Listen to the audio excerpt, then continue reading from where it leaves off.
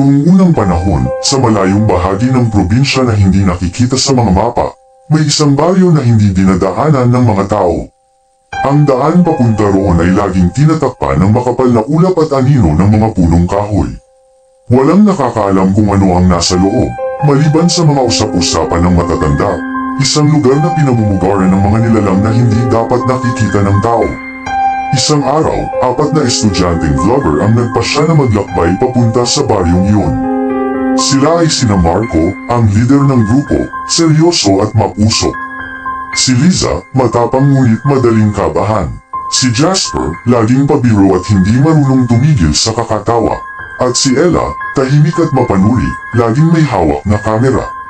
Layunin nilang gumawa ng dokumentaryo tungkol sa mga misteryo at alamat ng Pilipinas. At ang baryong ito ang napili nilang puntahan dahil ayon sa mga lumang tsismis, ito raw ay isang baryo ng mga aswang. Sa una, masaya pa ang kanilang biyahe. Tumatawa si Jasper habang pinapagalitan siya ni Liza. Si Marco ay nakatutok sa mapa at si Ella ay tahimik na nagre-record ng bawat eksena. Ngunit habang papalapit sila sa baryo, napansin nilang nagbabago ang paligid. Ang mga puno ay tila nakayuko, ang hangin ay lumalamig, at ang mga ibon ay naglaho na. Ang weird dito, bulong ni Liza. Parang wala ng buhay. Ngunit tumawa si Jasper. E di mas maganda para sa vlog. Mas nakakatakot, mas maraming views. Walang gimmick si Marco, pero sa loob niya, may kaba na. Nang marating nila ang baryo, tahimik ito. Wala ni isang tao sa lansangan. Ang mga bahay ay yari sa lumang kahoy, at ang mga bintana ay sarado lahat. Tila isang baryong iniwan ng panahon. Ngunit nang sila'y naglakad, napansin nilang may mga matang nakasilip mula sa mga siwang ng bahay. Mga matang mapupula, nagmamasid, nag-aabang. Marco, mahina ang tinig ni Ella. May nakatingin sa atin. Hindi niya iyon pinansin.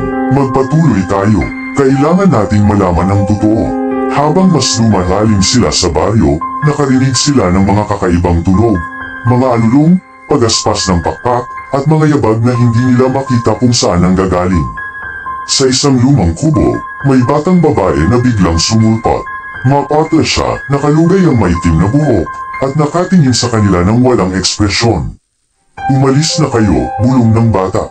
Hindi kayo ligtas dito. Nagkatinginan ang 4, ngunit bago pa sila makapagtanong, nawala ang bata sa isang iglap para bang nalunok ng dilim.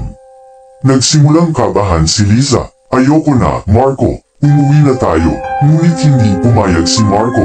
Hindi pa tayo tapos. Kailangan nating makita kung ano talaga ang misteryo rito. At doon nagsimula ang kanilang bangungot. Sa gitna ng gabi, habang nagtatago sila sa isang lumang kubo, narinig nila ang malalakas na pakpak na lumilipad sa itaas. Kasabay nito ang mga halakhak na malalalim at nakakasindak. Mula sa butas ng sahig, tumulong muli ang batang babae. Dumaan kayo rito kung gusto niyong mabuhay. Wala silang nagawa kundi sumunod. Gumapang sila sa makipot na lagusan hanggang makarating sa kakahuyan. Doon nila nakita ang katotohanan, 12-dosenang nilalang na lumilipad at gumagapang. Ang buong baryo ay pugad ng mga aswang. Nagsimula ang kanilang habulan. Tumakbo sila habang hinahabol ng mga halimaw. Ang kamera ni Ella ay patuloy na nagre-record, nakukuha ang bawat sigaw at pagaspas ng pakpak. Sa sementeryo sila nagtago, ngunit natuntun pa rin sila ng mga aswang. At doon, nakita nilang nagbago ang anyo ng batang babae, kalahati pala siyang aswang. Ngunit imbes na saktan sila, nilabanan niya ang kapwa niya nilalang. Sa kabila ng kanyang tulong, isa-isang bumagsak ang mga kaibigan nila.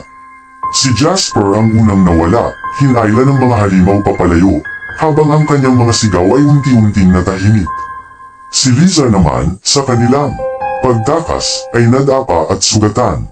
Alam niyang hindi na siya makakasabay. Kaya't pinilit niyang itulak si Marco palayo at isinakripisyo ang sarili upang mailigtas ang iba. Ngayon, 2 na lamang ang natira, si Marco at Ella. Patuloy silang tumakbo hanggang sa bundok, habang ang batang kalahating aswang ay hinarang ang buong hukbo ng kanyang kauri. Sa wakas, nizulayan ni na Marco at Ella ang liwanag ng umaga. Nakalabas sila ng baryo, sugatan ngunit buhay. Ngunit dala nila ang bigat ng pagkawala at ang takot na nakita nila ang isang bagay na hindi dapat nakikita ng tao. Si Ella, yakap pa rin ang kanyang kamera. Mahina ang bulong, nakaligtas tayo, pero dapat bang ipakita natin ito sa mundo? Tumingin si Marco sa kanya, puno ng galit at panghihinayang. Kung hindi natin ipapakita, mauulit lang ito. Kailangan nilang malaman, ngunit bago pa nila maisip ang susunod na gagawin, may malamig na hangin na dumampi sa kanilang batok. Napalingon sila, at doon, sa dulo ng daan, nakita nilang muli ang batang babae. Mapakla, nakangiti, at ang kanyang mga mata ay muling nagkulay pula.